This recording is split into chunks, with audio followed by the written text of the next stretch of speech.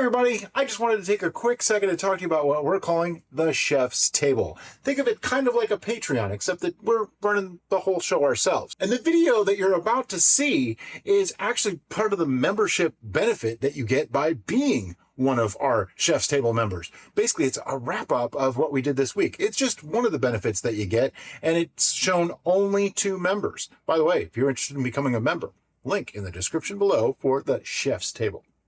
Welcome to the Chef's Table, where we talk about what we've done today and filming for the Plant-Based Bistro. This is our second one, and we weren't ready because I was about to say exactly what she said with slightly different words. So it wouldn't be exactly what you said, but it was going to be close. The same but different. Yeah.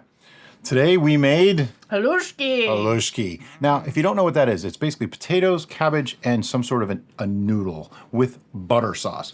Obviously, we didn't use butter. We didn't even use vegan butter, and we didn't use an egg noodle. We just used like a pappardelle that we found at Publix, of all places. Yep. Yeah, it is crazy good.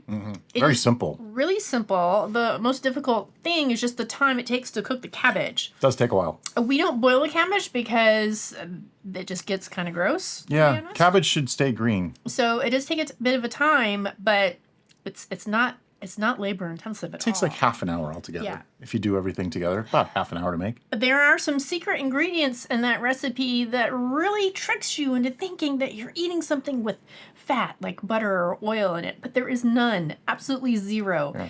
And you'd swear there was. And it's super cheap too. I mean, it's cabbage, potatoes, and pasta. It's really, really super cheap.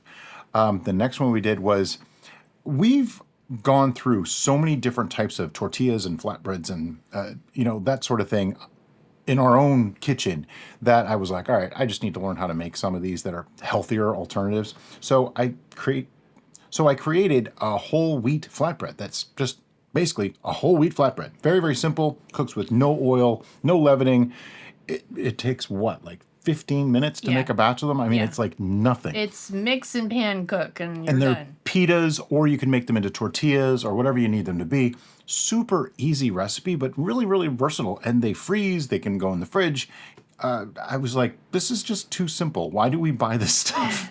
Because again, super cheap, but now you're in control of all the ingredients that are going in there. And the most processed part of it is whole wheat flour.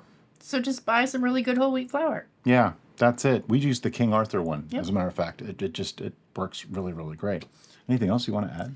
That is all that we have for this week. As always, if you have any comments, questions, or suggestions, please let us know here, because that's what this group is for. And that's basically it. Thank you so much for your support.